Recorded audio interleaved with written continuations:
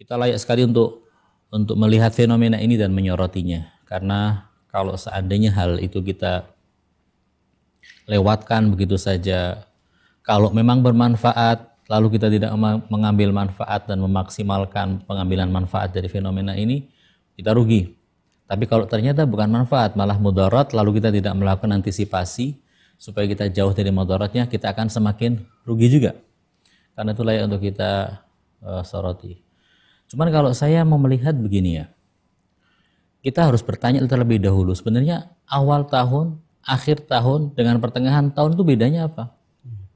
Ada perbedaan ataukah tidak? Jika tidak ada perbedaan, maka kenapa kita harus membuat sebuah fenomena atau membuat sebuah warna yang lain di awal tahun atau di akhir tahun? Kalau kita melihat ada perbedaan, maka sudahlah selayaknya kita membuat sebuah tindakan yang berbeda dengan hari-hari biasanya. Saya ingin menyorotinya dari perbedaan pertama kali antara akhir tahun, awal tahun, atau pertengahan tahun. Kalau kita melihat dari kacamata filsafat, yang namanya waktu dengan waktu yang lain itu tidak berbeda. Antara waktu sekarang dengan besok tidak berbeda. Tanggal 1 Januari, tanggal 1 Agustus, 1 Oktober, kemudian 31 Desember, sama-sama 24 jam. Harinya dimulai dengan terbit matahari dan diakhiri dengan terbenamnya matahari. Tidak ada sesuatu yang khusus. Kalau dilihat dari sisi waktu, maka penggalan masing-masing waktu itu tidak ada perbedaan antara satu penggalan waktu dengan penggalan waktu yang lain.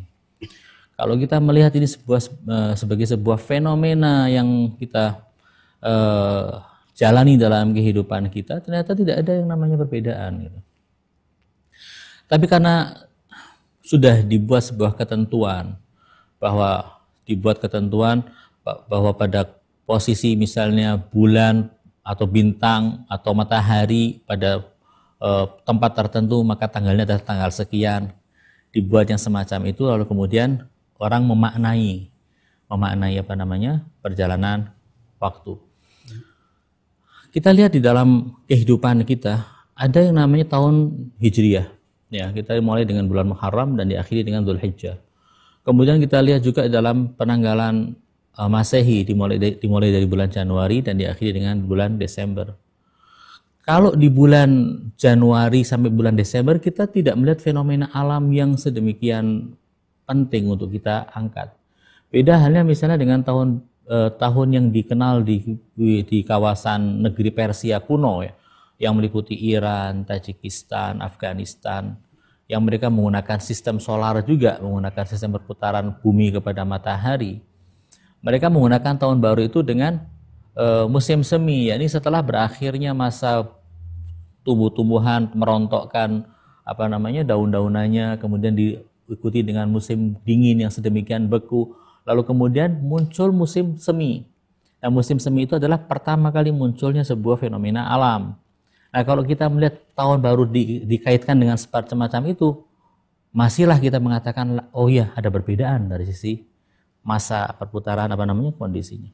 Tapi kalau di penghitungan Masehi ini tidak ada hal yang khusus ya. Tidak ada hal yang khusus. Awal tahun baru yakni tanggal 1 Januari dengan bulan Desember sama-sama berada di musim dingin. Jadi tidak ada perubahan musim. Dari sisi ini ya, saya melihatnya dari sisi ini tidak ada perbedaan. Lalu kenapa kita harus membedakannya? Tapi karena sudah menjadi sebuah fenomena yang dikenal secara luas dan penanggalan gaya ini juga sudah dikenal lebih dari 2000 tahun yang lalu, maka ya okelah kita bisa mengikuti bahwa ini adalah sebuah perpindahan dari satu tempat, dari satu waktu ke waktu yang lain. Tinggal kita bagaimana sikap kita, apakah kita bereforia, bersenang-senang menyambutnya, atau justru kita harus bersedih menyambutnya. Karena orang mau bersedih atau orang mau bersenang-senang itu harus ada alasan dan dalilnya. Kalau orang sedih tanpa ada alasan, nggak beres nih orang. Atau orang bergembira tanpa ada alasannya. Orang lalu mengatakan ini orang ada permasalahan. Karena itu harus dilihat. Nah, kalau kita mengatakan bahwa tahun baru itu identik dengan kesenangan dan gembira, kita harus bertanya kepada mereka yang bergembira, kenapa bergembira? Apa yang dihasilkan dengan gembira? Gembira itu apa sih? Gembira itu adalah ketika kita mendapatkan sesuatu yang kita inginkan. Beda halnya kalau kita mendapatkan sesuatu yang tidak kita inginkan. Itu jadinya kesedihan. Kita tanya pada diri kita, apa yang kita dapatkan pada tanggal 1 Januari? Sehingga kita dengan adanya tanggal 1 Januari kita layak untuk bergembira. Atau bahkan sebaliknya. Kalau ternyata setiap tanggal 1 Januari kita mendapatkan kesedihan, maka menyambut tahun baru kita akan menyambutnya dengan kesedihan. Tergantung kita melihatnya dari sisi yang mana.